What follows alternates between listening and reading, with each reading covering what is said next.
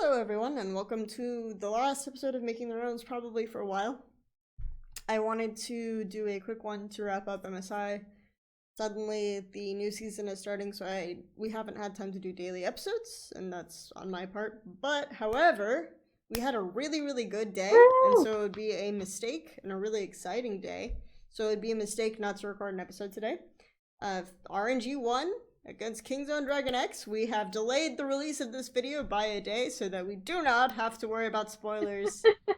That is very exciting, by the way. Thank you, Reddit. You know what? All these content creators are complaining, oh, that's good, because the more time between the end of the series and after, the better the quality of the content. Actually, I am just lazy. So that's my excuse. Thank you, Reddit. Anyway, this is my lovely co-host of the two of us and our one show that we do where we had like 2 guests ever, Emily Rand. We are here to talk about the semifinals and the finals of the mid-season invitational in 2018. And I know everyone wants to dive right into RNG versus Kingzone, but let us back up a bit and talk about the semifinals just for a little bit briefly. And then we'll move on. So the first series that we saw at this tournament was RNG versus Fnatic, which everyone was really excited about. But it ended up being a 3-0 blowout with a bit of a few mixed feelings at the end. How did you feel about the RNG Fnatic series, Emily? I thought it was really fun to watch. I didn't think it was quite as close as people thought. A lot of my notes for this series devolved into like, during game 1, it was like, wow, everyone's dying around Baron for 2 minutes, and it like just typed that out, you know. There were a few times where we saw RNG maybe get a little too excited when they were closing out the game, which I thought that was actually kind of a little bit uncharacteristic based on what I've seen from them, especially towards the end of the LPL split. They've been pretty good once they have the lead in hand at closing, so the reckless pentakill to have them feel good was a little bit. I think the team got a little bit too excited. I think they pushed a little too far forward. But other than that, I actually, and we'll be touching on the Kingzone Flash Wolves series next, but I actually had a better feeling about RNG coming out of this series than I did going in. Whereas in the other series, I had a worse feeling about Kingzone coming out of that series than I did going in. So. I think overall, my sentiment about these games, except for game 2, is that Fnatic drafted themselves into a position where they have to win in the first 20 minutes, which I'm all for strong early game comps, but when you're picking team compositions such as you really can't do anything after 20, it's a bit of a problem. Because their answer to Ezreal was the Caitlyn, and Caitlyn I think will still do better at 3 items. Then you have, so you can't really beat them in team fights, but then at the same time, like, you have Aurelia and Vladimir for sides. So it becomes really tricky at a certain point, especially with Vlad. So I wasn't really on board with the first draft that they did, if they didn't just like snowball out of control and ace this team. So when we're talking about early versus late, it's like, well, you can draft for strong early, that will give you a lot of control, but if you can't like play out a composition, if your composition doesn't have like different power spikes and isn't well rounded, it's still kind of a bad draft, you know? So that's why I had kind of issues with Fnatic's approach overall, and so it's like, yeah, they did consistently get early leads, but a lot of the time it was a bit just like, okay, the Cinch pick is cute, but you still have Rise. Yeah. And no one's gonna match the Rise, like, ever. Even late game Cinch isn't a super good split pusher unless he snowballs out of into ridiculous, like, out of control mode. So it's just, Which he did not. yeah. But the Camille game, it was nice. Like, the Camille game, they had all sorts of openings and win conditions, and there were a couple of points where legitimately Fnatic should have won the game. Like, they should have canceled the backs. Ezreal shouldn't have been doing blue buff during the start of the Baron, like, poke off or whatever, but they should have also over committed to the backs, and then Bluepo would have just killed the entire base. So it was like actually a shock from that perspective that it wasn't a 3-1 series. Fnatic played out the early game well by using mid pressure and transferring it extremely well, like as is kind of predicted that they would. But it was in a one-dimensional way. That was sort of my problem with it. It's just like they had a very one-dimensional idea of we're going to use mid pressure and we're going to go to sides. And then they didn't really have a game plan after that. So that was sort of my issue overall with the way that Fnatic played and why I felt like this series looked close on paper, but really wasn't. What about you?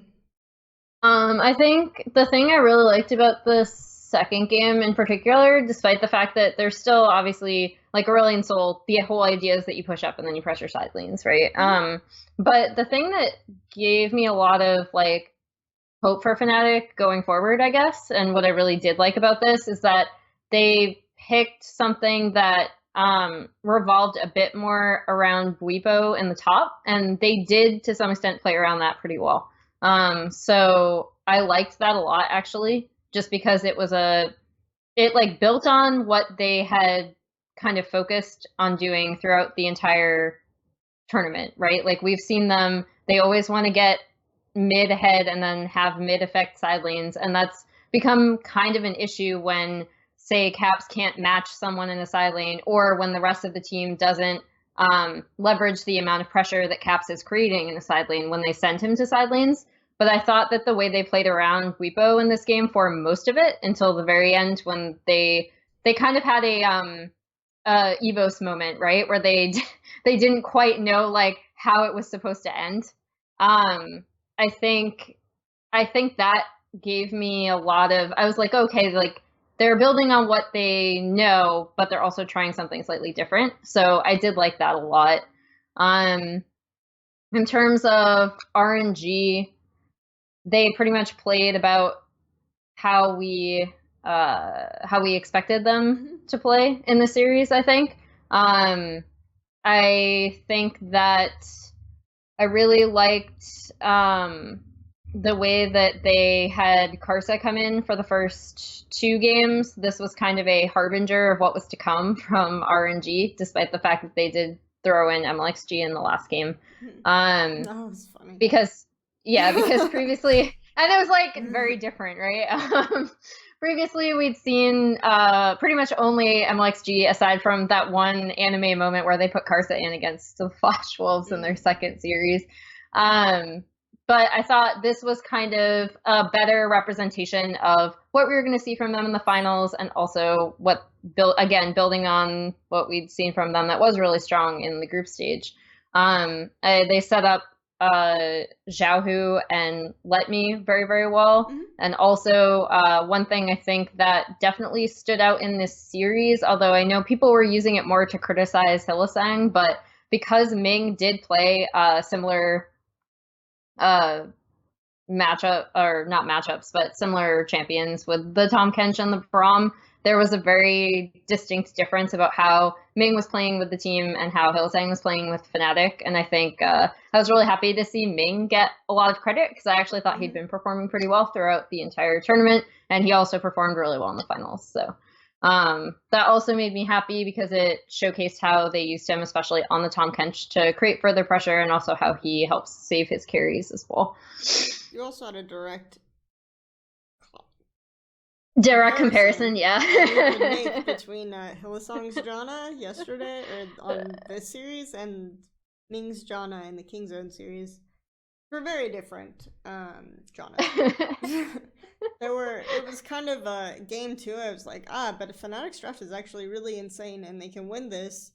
But a lot of their late game hinges on how Hylissang plays, and it's like, there's that Baron fight. Hylissang doesn't flash ult. KarSa out of the pit. He doesn't knock anyone up. He doesn't do any of that. He's just kind of chilling, and it's just like, yep, this is not gonna go well for them, to be honest.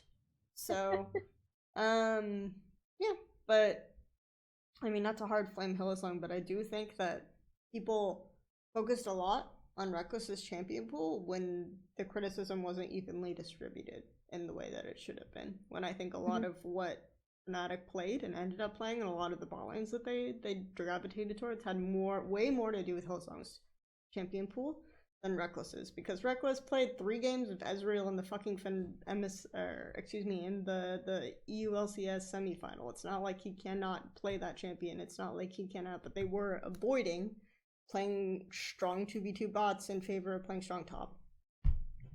Yeah. So, and part of that was also probably on Bwipo. I'm just saying that it's really weird that people auto went to Reckless's champion pool. Anyway, enough about that. We probably spent way too much time talking about this series, which was literally 3 games anyway. Let's talk about the next series, which was Flashwolves Kingzone. I have to remind myself that they're called Kingzone and not Longju, and not Tigers, and not whatever other weird iteration that we can go by. Different permutation of Prey and Gorilla together, yeah. LCK teams changed their names more than LPL players changed their names. But I think Flashwolves versus Kingzone was an interesting series because it kind of highlighted a bit of the Flashwolves didn't really understand their own win conditions, which we can go into that in a little bit, but what were your takes, Emily? So going into this, I was expecting Kingzone to look a lot stronger, and that was something. So going into the best of fives, I was like, all right, here's where we're going to see them slightly adjust, right? And I will say they did slightly adjust in draft, but in terms of play style, in terms of their read on the meta, and particularly previously when we talked about the semifinals matchups and we made our arguments, I did touch upon the whole Peanut Cuz thing, right? And how it affects the way they play around BDD. And that's going to be really important when we talk about the finals. In here, I think you still saw some of that struggle, right? Where Peanut is not only miscommunicating with BDD, but he's also not necessarily communicating with his bot lane either.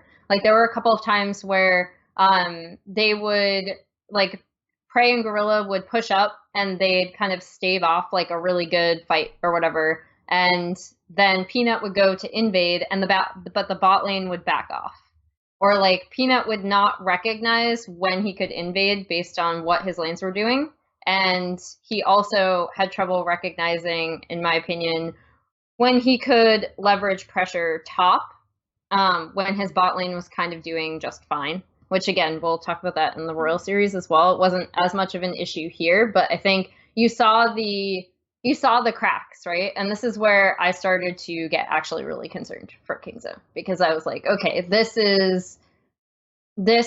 whole series told me that if Flashwolves knew how to better execute their win conditions and also how to just slightly tweak what they were doing in the early game, which was my concern for them going into this best of five. I was like, the problem I always have with Flashwolves is that I haven't seen them be able to adapt over a best of five very well, and I think we saw that again in the series, unfortunately. But had they been able to, I think Kingzone would have lost here, actually, because Flashwolves had a really strong matchup into Kingzone, and that was something that was really obvious based on the way they each saw the group stage.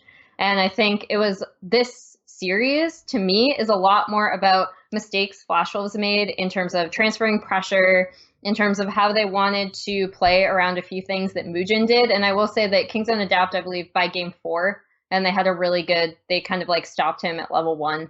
And that was like the one good thing where I was like, okay, Kingzone, like you're finally starting to recognize some of the stuff. But they, that was an issue. And then just transferring their pressure, which is something that I had previously praised them for in the group stage, but kind of reared its ugly head again in this setup where they, especially with Hanabi, I know a lot of people really ripped into Hanabi for the way he played in the series, but a lot of it was also just to do with the fact that I don't think the Flashwolves transferred the pressure that they did manage to get in bot, or the pressure that they did manage to get from in the jungle as well from Mujin, into mid and top. And I was kind of sad to see that, because I thought Flashwolves actually had improved on that a bit. So yeah, this series, I came out of it being like, oh, okay, this is a lot more about Flashwolves' mistakes than it was about Kingzone's like winning in a really strong manner that I expected them to. And this is where I started to get really concerned about Kingzone as a team. So We didn't do finals predictions, which we should have, because I was already thinking I probably couldn't do one of these between semis and finals. But going into the group stage, I think from our last episode, it was kind of clear that I thought Kingzone were the worst of the three, at least stylistically, so outside of Fnatic. So I did expect Flash Wolves to win, like, even though I put this off as, you know, since I have to do the reverse matchup, I would have picked Flash Wolves if I had to pick Flash Wolves or Kingzone. So yeah, I expected Flash Wolves to win. However, based on the way they were drafting, I think they over-prioritized the Rakan pick, which suggests to me that Flash Wolves do not understand their own win conditions, because they were winning group stage matchups where they could get support counterpick. And the reason why they were doing that is in game, they completely fall apart if they don't get Vision Bot. And in order to get Vision Bot, you need to get Pressure Bot, right? You need to be able to push out your bot lane and go mid. And some of their really, really amazing games were based off of being able to invade bot side with Muujin and just having really good vision setups. Like, there was the last game that they played against Kingzone, they were blue side and they had a pink ward enemy blue buff, and they had a pink ward near mid by river, and then they had a ward by there, and so they knew that they had complete control around top side. So Kingzone would not be able to react by making a trade for bot when they made a topside play. Like, it was just impossible for them to do it without Flash was knowing, and Kingzone wouldn't even try to approach because they didn't have vision control or complete control because of the pink wards. So they had like an incredibly good vision setup, but you're not able to get vision setups like this if you don't have are support. not pressuring bot, which means you need to win your matchup, which means that first picking Rakan probably isn't going to work out for you in laning phase.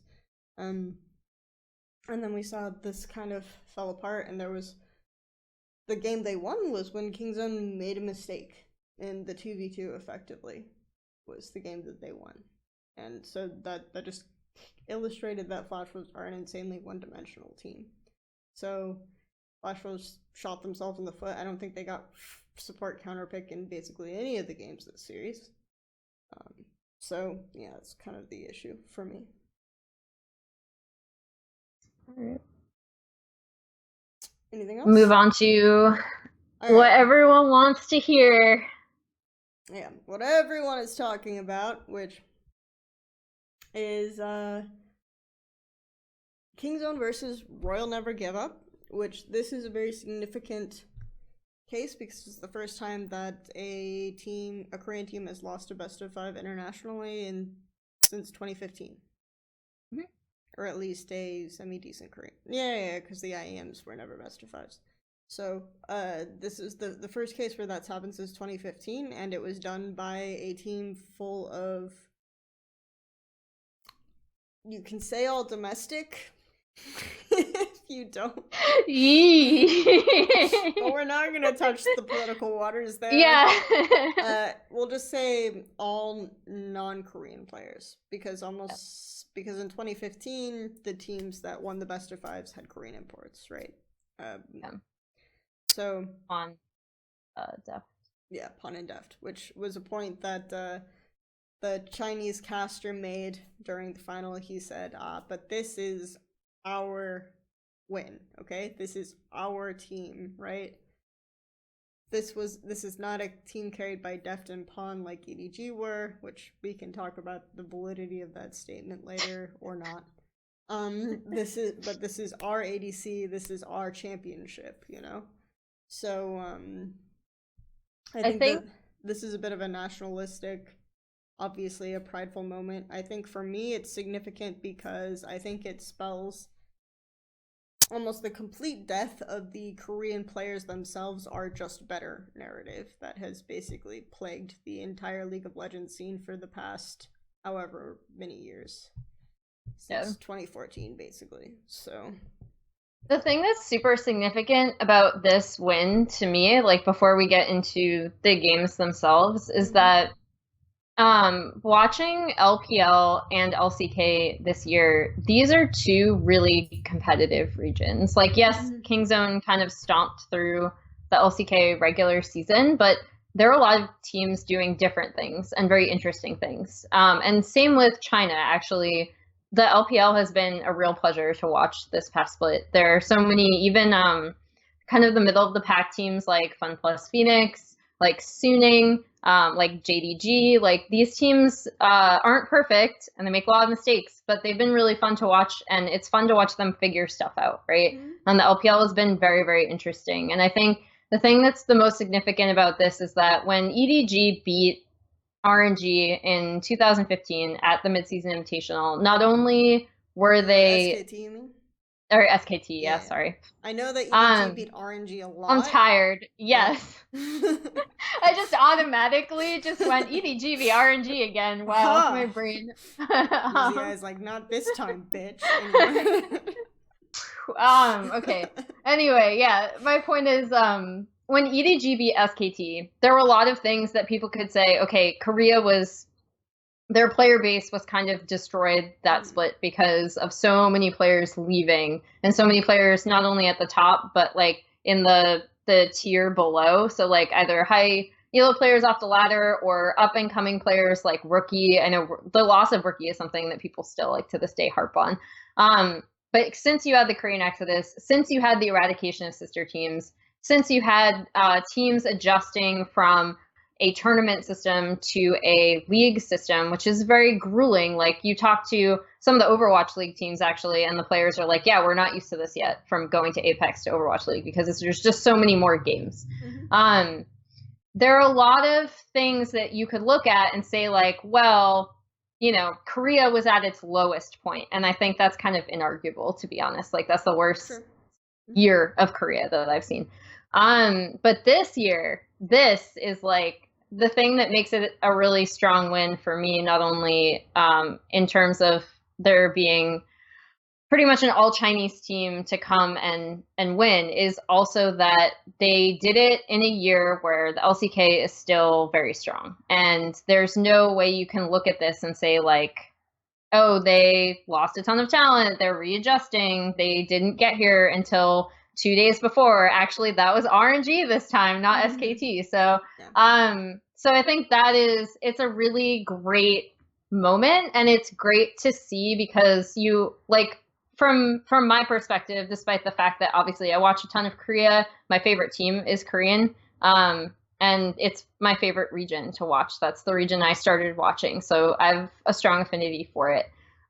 You always want to see other regions get better, in my opinion. Like you just want to see more competitive games from everyone. So I think this is like it's a win-win. Like it forces Kingzone to go back to the drawing board and think about what happened. It forces other Korean teams to look at themselves and try to improve as well. And then it also sets a new standard for other Chinese teams to look up to too. So I think it's just a great situation all around, especially since you can't, unlike 2015 where I feel like people could make a lot of excuses, here you can't, right? You just can't. Like it's not the same situation. Both of these regions are very strong.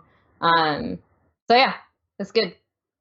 I think we're going off script and off format a little bit, so yeah, sorry. I'm just gonna continue onward, but I think for me it's also interesting because you can no longer just say X happens because Korean. Like I remember the first time going into this tournament, people were saying stuff like, well, I think everyone is saying that they're the second best region, right? Every region thinks they're the second best, and this is actually a slugfest for the second best, and it's just like, why are people okay with that? Why is that the narrative? Like, why do we just assume that this will never stop?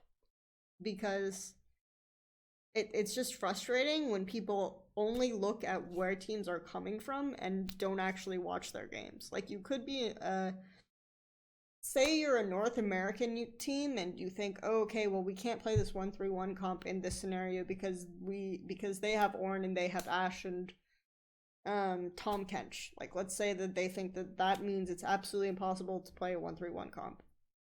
And just objectively so, and that's their principle normally. And then you'll see, like, Kingzone or KT playing a 1-3-1 comp against those champions, and you'll say, but those teams are just too good. Like, you have to just look at things in a different light, right? You have to look things in a different perspective. It doesn't matter where they're playing League. It's like RNG or teams like Chinese teams were losing to European and NA teams as much as a year ago. Okay? In group stage, like almost all Chinese teams lost to a European and NA team at least once. And then we had a best of 5 between WE and Cloud9 that went to 5 games, etc., etc. But now, like, these teams can't compete, so there are like 0 excuses, right? It's not a case where China have just always been dominant, etc., etc.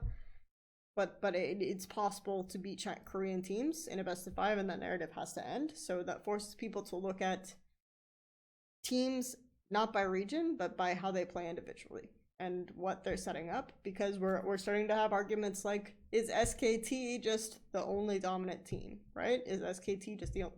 That's not a question that we've had, right? It's not, I mean, I know you hate it, but I think it's a much better narrative, because I think SKT should be acknowledged for being as unique as they are. I think even in the years where SKT were at the top, like the teams that accompanied them to international events from Korea were nowhere near the same level, right? So I think it's fair that that team should be acknowledged for how impressive they were, rather than this just being as lumped in as like all Korean teams are gods, you know? So I think that's a much more productive question and a much more productive discussion to have than like, can we ever beat Korea? Because obviously there is no genetic difference, guys. Come on. I think the thing that's always bothered me, the other thing that's always bothered me, and I've written about this before, I wrote about it recently actually, but I also wrote about it last MSI, is that because SKT set the tone, people think that the way SKT play is the Korean way to play, when obviously like Kingzone play quite differently, which we're about to talk about. And similarly with RNG, they're primarily a 1-3-1 team, and the way they expanded on that in this tournament is actually super smart. But from what we saw from them in China, like, you're not looking at this as like, oh my gosh, we're gonna fight all the time and it's gonna be a bloodbath and aggression. Like, that's not really what I thought of when I thought of RNG. So going into this event, the fact that sometimes people still said that was also kind of annoying, because it meant that they weren't looking at RNG, like the bigger picture of RNG and what actually did make them really strong and how they won the LPL championship. Yeah. And also how they beat IG as well, because it's actually super important to understand in terms of how they matched up against IG, who a lot of people were picking as the strongest team in China. And I think it's fair to talk about that in every region. It's like, obviously Team Liquid are not the same as every other NA team. Yeah. Fnatic are not the same. They don't approach things in the same way. Certainly certain stylistic trends emerge just because you're in the same scrim rotation, whatever else, and you could talk about those, but referring to teams as X because they're Korean or because they're Chinese is just not productive to really understanding League of Legends or how the game is played in general. Anyway, I think we've so that's our PSA. We had a good time discussing that. I think that, but we should talk about the actual games and do them justice, because this is what we do on this show, because we're boring. Woo! No. So let's open up with, you had an interesting point that you wanted to address, which is you think that this Kingzone is different from the LCK Kingzone, the one that we saw at MSI. So I think going in, so I picked Kingzone to win this tournament based on their LCK performance. And the reason for that was because I did feel like they still had some of the same problems as Longzhu. And when I talked about how do you beat Kingzone, I said similar things to how, for example, Samsung Galaxy last year beat Longzhu, right? In terms of attacking the bot lane and destabilizing the bot lane is actually super important, as we again saw at this tournament, by teams that beat Kingzone. But I did think that the addition of Peanut, especially later on in the split, he did struggle with the team early, and they did put in KarSa to make BDD more comfortable. They also put in KarSa during the group stage, which a lot of people were like, well, they're just not taking the group stage seriously, because this team has also had a little bit of a history, or some of the players have had a little bit of a history of arrogance on this team. But to me, that was actually, and if you remember, I said this in our previous video, that was actually super worrying to me, because it meant that BDD, for whatever reason, just did not feel comfortable with Peanut. So my point in saying why I picked Kingzone initially, and why I think they were different from LCK Kingzone, is not in terms of playstyle, actually, but just in terms of Peanut communicating with his lanes, which he still had a few issues with that as late as the finals against Afrika. You could see, like, for example, there's a point where Kramer blows his flash. I believe it's in game 1. He like blows his flash in a really terrible trade, and then Praying Gorilla push up, and Peanut invades for vision, and then he keeps going in, and he spirits Gragas, just comes in and like they collapse on him and kill him pretty much because Praying Gorilla backed off and BDD didn't have the push mid. And so you saw, even as late as the finals, Peanut sometimes struggling to communicate with his lanes, but generally the meta was in his favor and they did a good job of facilitating some of his invades. In terms of, they just made fewer mistakes. You saw Khan not take, because the teleports and the flanks we saw from him at this tournament reminded me more of him last year than him this year. Okay. And like, based on one of the things I praised this team for was the fact that they better integrated Khan, and his flanks and teleports had improved.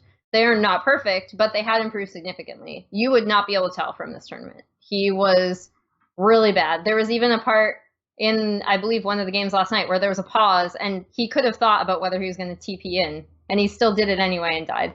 And it was just like, okay, there's obviously the horrible Vladimir flank that even he pointed out and like apologized for publicly, I think, in the group stage.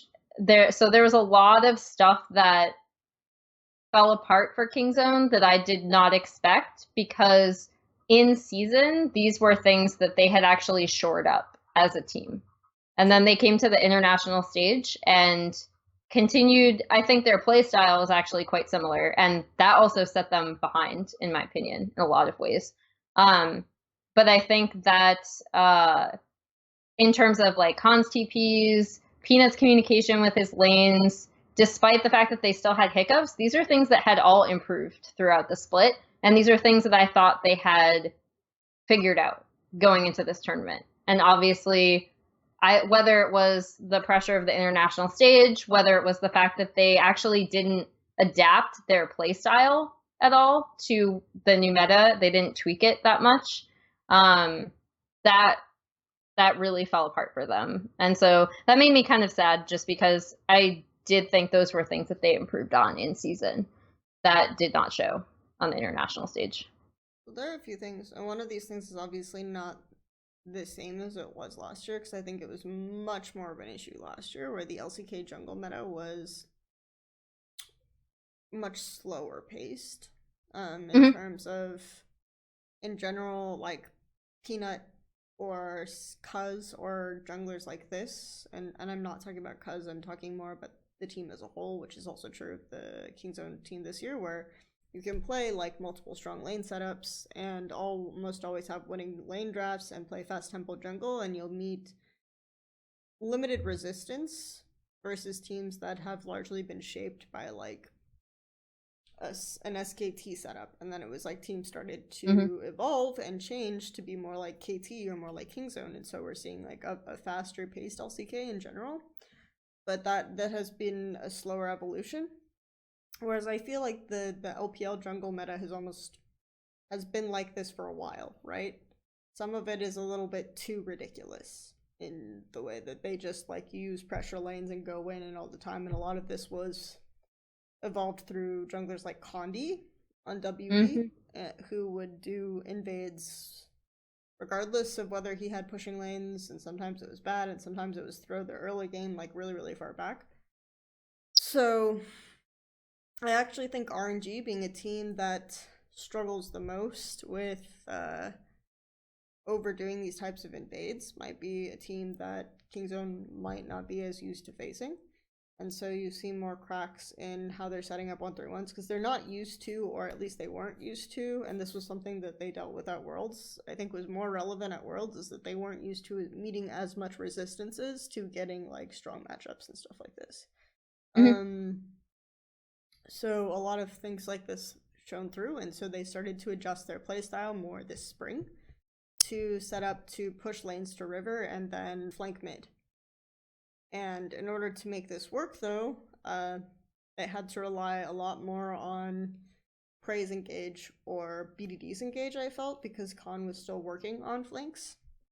Mm-hmm. And here, I think, because of the way that the meta shifted to be more about, like, 2-item ADs except for Varus. Like, Varus fell out because of the power of Kog'Maw, primarily. Like, if you're blinding Varus, then Kog will be picked into it.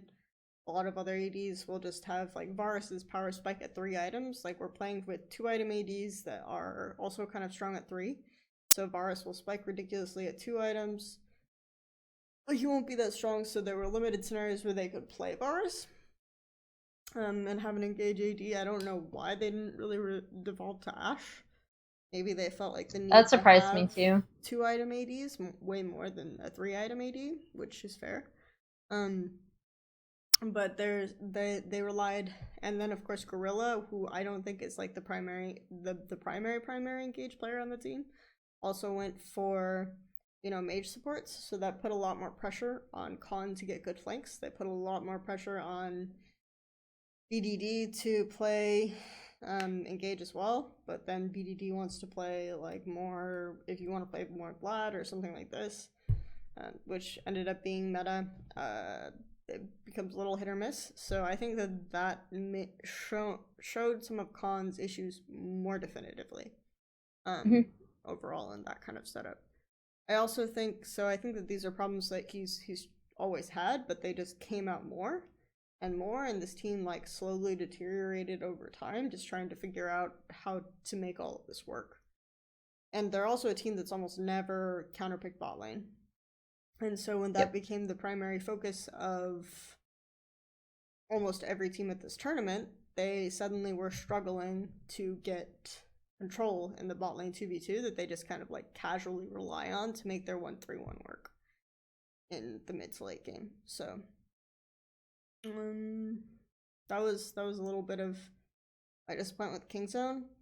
I also expected Kingzone to win at the start of the tournament. I'll go on record and say that, obviously, because there's no reason not to. But I think that part of this came down to RNG being a ramp-up team. So from my perspective as well, like RNG is a team that took forever in regular season and spring, so we don't have a lot of videotape of them being as good as they were. Like even in the final, they just did random shit occasionally with their drafts, and they tried stuff. And also I heard about as late as the Fnatic series, they did some random shit. And then we also saw their issues with their visas, and obviously even in group stage, they had ramp-up issues. So, like, I think that RNG's concept and 1-3-1 fundamentals are better than an LCK team's, which I've gone back and said on Narrative Wake episodes with Clement Chu, so you can actually find that shit, by the way. But I do think that I didn't expect them to play as well, like as a team or as in sync in terms of making all of that come together. So that was really refreshing for me to see, and so I'm glad that they won, even though I didn't predict them to win at the beginning. Another thing that I really liked from RNG is that they took those 1-3-1 fundamentals, and you saw it, especially, I think game 1 is a microcosm for this, where we talked about Kingzone's comp is going to be trickier to execute, right? Like they do want to split with BDD, they do want to get Khan ahead. They have a lot of side lane pressure that can be created, but they have to get those solo lanes ahead, right? And RNG not only picks a composition that can 1-3-1, but they also have the stronger, in my opinion, the stronger early jungle matchup. And then they also have a team that if you team fight them, they will out team fight you around Zzitai. And I thought this was a great adaptation of what they're already good at, and then also kind of completely stopping what Kingzone basically picked themselves into, right? Because it came to the point where they did have to face RNG as 5, and they couldn't do it. Because basically Zzitai is protected by an Ornn, he's protected by a Scion, he has KarSa has a ton of CC and control over fights. Ming was like phenomenal as Janna in all of his Janna games, in my opinion. And then obviously you have Zzitai on like one of his comfort scaling AD carries. And it was just a really, I don't know, I love this team comp in terms of how it played to RNG's automatic strengths, but then also improved on that by basically forcing Kingzone to fight them late. Instead of, like, they could never get that split that they wanted to. And I also did think that it was super important for RNG, and I'm not sure if they were being cagey on purpose, or it's entirely possible that they played Mlxg just because, again, like, I still think that Mlxg has a stronger synergy with Xiaohu. They've played together for so long. It's obviously a comfort thing, right? So maybe that's also why they played Mlxg in the group stage so much. But KarSa is just so much more of a stable jungler. And it makes, in my opinion, a huge difference, especially against a team like Kingzone, where you can take advantage of them early, right? Like, their early game, they're level 1. It's not what this team is known for. Yeah. Even back in Korea, that was never their strength. And so, which is weird, I thought to me that was kind of the narrative for Kingzone going in, but was it? Yeah, that they were a strong early game team. Yeah, that they're just an insane early game team, and part of that is I think that they're focused on drafting for 1-3-1s and stuff like that. But yeah, but yeah, no, that's where KarSa, I think, also becomes super important in this discussion, because he not only out jungled Peanut, but the most important part is that he actually had better communication with his lanes than Peanut did, which is surprising a bit to me based on what we saw from these teams in season. But not surprising once you take a look at Kingzone's group stage, and also especially their Flash Wolves series. Like, that's, again, where I really started to get worried for this team, because I was like, okay, they're not tweaking to the meta, and also Peanut doesn't seem to have a good understanding with his lanes about, like, when he can go top to help Khan, because Khan, like, I think in this game itself, Khan had gotten the pressure. He had pressure as Fiora. He'd already invaded the jungle to set up vision for himself. RNG tries a dive at like 7 minutes that they then back off from, and Peanut kind of retreats. He could easily go top. He knows where KarSa is, and KarSa can't get top as fast as he can, I believe. I think part of the problem... Okay, so there are a few things that I disagree with you a little bit on this draft. Okay. So I actually think it's really doomed for RNG and sides at a certain point. And if they have to 1-3-1 with Aurelia and Fiora, and that was like the issue that RNG had to deal with, is that they kind of had to constantly force setups of fights in mid to late game. But you have, and theoretically Caitlyn spikes to a point where her team fight damage output should be more than Ezreal's, even with blue build, because RNG have Janna. It negates that quite a bit, because Janna just creates like so much more space, and also she can build Ardent, whatever else. So basically the way I look at it is, you have AD matchups. In theory, you have this AD wins late game, but the AD with Janna always wins. So there's 2017 world haunting us still to this day. But the way that RNG were playing it out, and this is where we go to the moving top situation, is that they had so much pressure in mid and bot that every time Kingzone went top, they traded for 2 lanes. And it got to this point where, okay, RNG would force bot. If RNG forced bot, like in the situation that you described, they would push the wave out, maybe to tier 2, and then they would rotate mid and pressure mid turret. And so it got to this point where, okay, when Prey comes back to bot lane, okay, what happens is Prey comes back to bot lane, he can push the wave to river, which makes sense, because if you push the wave to river, then the wave is not going to be ridiculous, not going to build a ridiculously insane wave and just give you Zzitai free farm in like 2-3 minutes or whatever. If you push out multiple waves, you can't answer mid. So he pushes out, so like he invariably ends up having to push out one wave and then go mid and answer mid where Zzitai is pressuring. And then because Zzitai is so far ahead already, he can't really hold mid turret at that point, especially since like most ADs are building RFC before static, so their wave clear is not as strong. Like, okay, I'm saying all of this, which sounds probably complicated, but it's like if they go top, if Kingzone send a ton of people top, which they frequently did, like RNG are setting up their pressure bot and using their pressure bot so well that even if that every time BDD is going top with jungle or whatever else, or if 3 people go top, which they kind of have to make forces against Ornn, because Ornn just like ults and clears wave, and then they basically are expecting like 10 to 20 extra CS on UZI over Prey, because Prey like will have to be forced into a position where he's pushing out only one wave. The wave slow builds, and then he can't go back and fix the wave after he answers mid because it's too far out and he'll get caught out. The wave will slow build all the way to turret. Like, he loses all of that XP as the wave is slow building. UZI gets all of that XP for free, and that's like the setup that RNG are executing extremely well in this tournament. That is getting UZI like ridiculous CS leads over every AD by the end of the game. And that's why their wave management is just like insane this event. Anyway.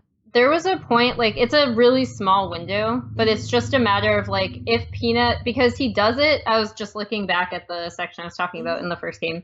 He does it, but he does it too late, basically. Okay. So, Uzi and Ming have already, like you said, they've already pushed up bot wave, right? But Peanut still, he could have gone earlier, right after the dive. At like, I think it's 7 minutes or like 7:30 or something, because they back off completely because they see that Kingzone are there and could turn it. And Khan has already set up. Sorry, I'm pointing to my screen. You can't see it. Khan has already set up top and has pressured. So I feel like Peanut could have either helped BDD mid, because BDD is already shoved actually all the way back to his turret, or he could have gone top and at least either set up vision or invaded, because he knows that KarSa is already still bot in his bot side jungle. But instead he hesitates, like he waits basically, and then he rotates up at like 9 minutes where he just gets collapsed on and killed, because KarSa's already there. Xiaohu can easily go to like Rift Herald area, and then Letme just collapses ult, and it's like Peanut is instantly dead. So I think I will acquiesce to what you said in terms of how RNG have been setting up Uzi especially. But I think that this is a kind of a small, like, if Kingzone had slightly better decision making between Peanut and his lanes, like, I don't know what it is about him communicating with his lanes where he goes for these invades and the timing is like just slightly off. Again, we saw this in the finals, even like LCK finals I'm talking about. That is something that is unfortunately an issue with this team, especially since they're really relying on their 2 solo lanes to get ahead so that they can send them to side lanes. Talk a little bit about what RNG do well and how they're getting UZI like these types of lane setups, but for you, what else kind of stood out? I think I will admit, even though I think the substitute rule is fucking stupid, and you should just, if you want teams to have full rosters, you need to allow them to bring those full rosters to international competitions. And in fact, I would continue to argue that it's easier to have a team of 5 or 6 than it is to have a team of like 7+. But anyway, I will retract my previous thing that they made a mistake bringing KarSa and not bringing their 2 top laners. I wish Zzitai had been here, because I think it would have added, again, another dimension to their play.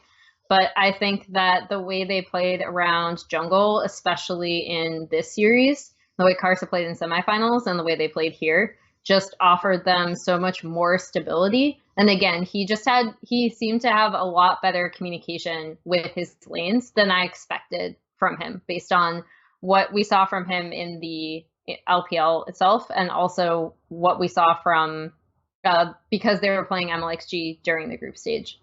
So I thought that was really good from RNG in this as well. And again, it just added stability means so much. in my opinion, it meant a lot for Xiaohu, especially, despite the fact that Xiaohu and Mlxg have a better synergy, I think, still. But in terms of KarSa's control over the jungle, I think it really lent itself to Xiaohu's ability to control the mid lane. A part of that is also just matchup based. Because I think they did a good job with picking stuff for Xiaohu where he was either going to have priority or, for example, like he had an insane game on the Vladimir as well that I thought was super impressive. And RNG's ability to recognize what they could flex and when was also really good this series. I think where I'll come push back on you a bit is the narrative around this pickup is that KarSa is a bit of a nervous guy. And that's part of why they have subbed him out so often is that issue. So I could see this actually really backfiring, and then they don't have a jungle sub rotation, and then you just full on rely on Mlxg. Because KarSa himself said that after game 2, he felt like he played poorly in the Fnatic series, and they were right to sub him out. Which is a bit awkward because I think he played really well in the second game of the Fnatic series. But I do think that it's a little bit ironic that he's the more stable jungler, but he, like, RNG themselves have said that he's a bit nervous. So I can see that's fair. Why the sub rotation is kind of there, and they still have Mlxg in that context. I'm not sure. I mean, I still think that with Zzitai, they can play with the Zzitai sub situation instead of Mlxg. They can play extremely well. Obviously, KarSa ended up being an incredibly useful jungler and incredibly important to them getting early leads in those games, but I don't think Kingzone is an early game team regardless. Yeah. So, no.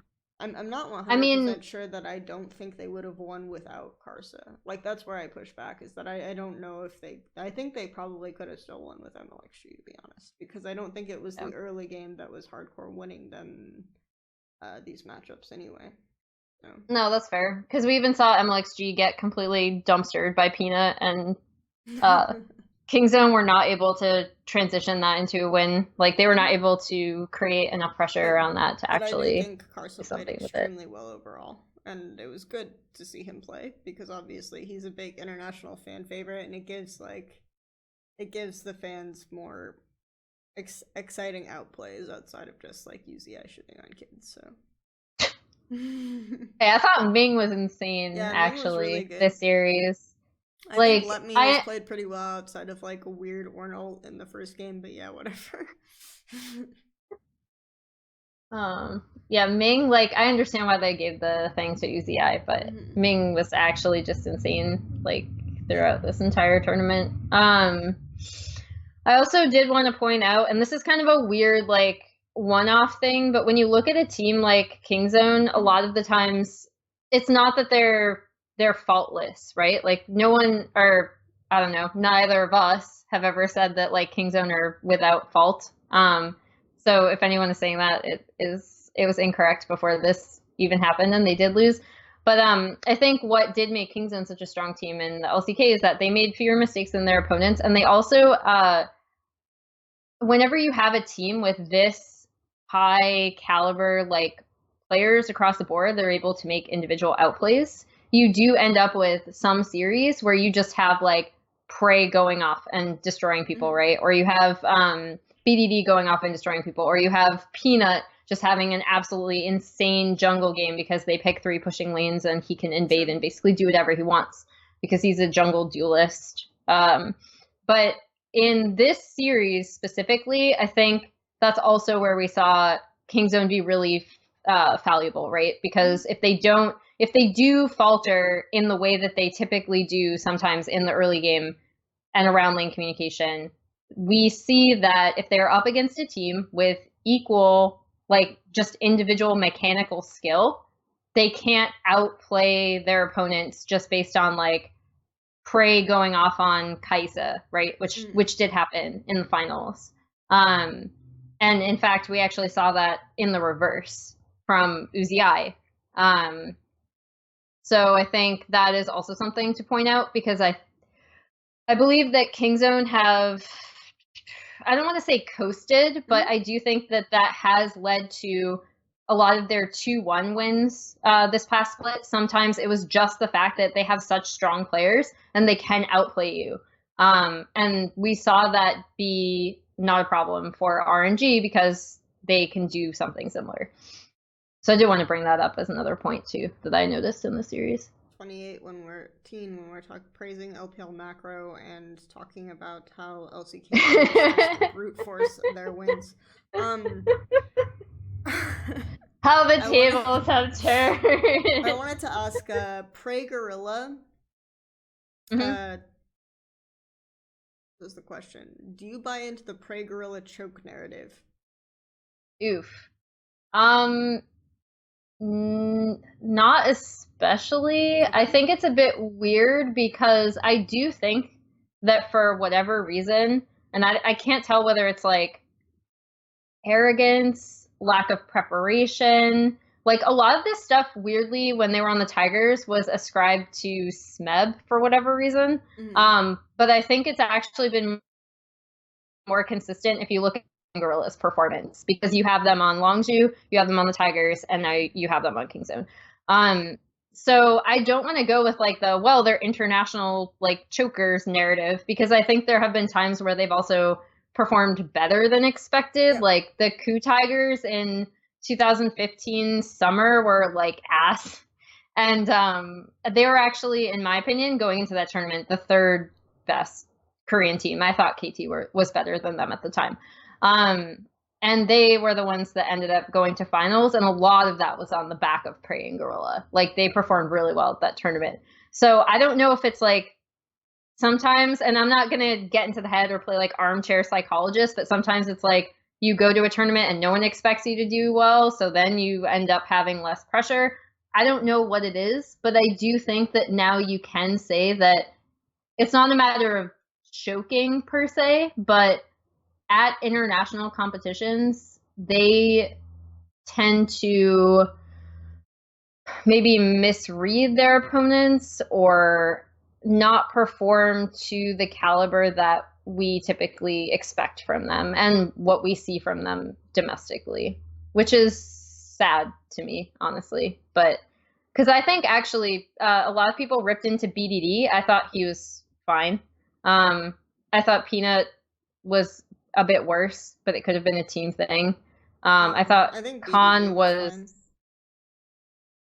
yeah. I thought Khan was worse, obviously, and I went over that.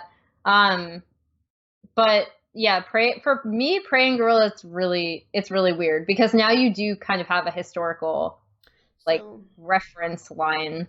So I have a couple of things to say on this. One is that I don't think that when looking at these instances, it's Prey and Gorilla who have been performing like shit. Like, Prey and Gorilla themselves have not necessarily been performing like shit. So you go back to, these guys have almost consistently been in leadership positions on these teams when we're looking at this common thread.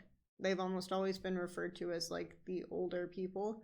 And often, when shit goes to hell, the younger players will, or the less experienced players will look to these guys for a sense of stability.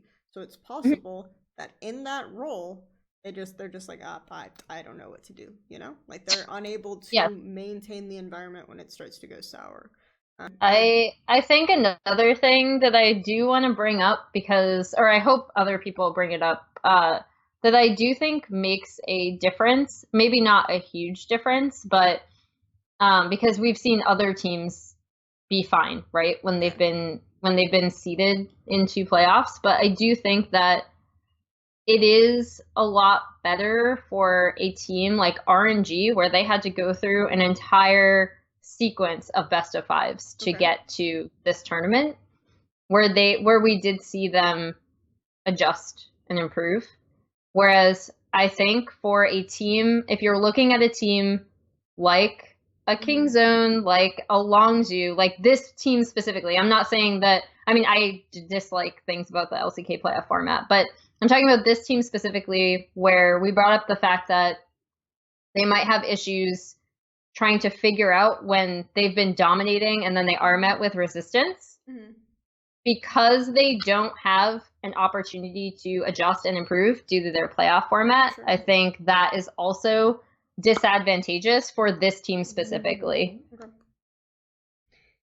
Well, that's kind of it for me. I probably won't do a lot of these for a while, but you can still catch the lovely Emily on her show with Thorin and all of her amazing content, especially for ESPN, where they make her up like an amazing doll at the studio. We're not going to talk about It's really cool because I'm too lazy to do it myself. We're just going to leave it at that. No, she looks great. So, anyway, and then I'll still continue doing Narrative Wake and whatever else. If you want to believe this show existed during MSI because of a beef that we both have with Thorin, that I think that narrative is hilarious. So yeah, that's really funny. Actually, I didn't even realize that was a thing. I'm just gonna let it go. You know.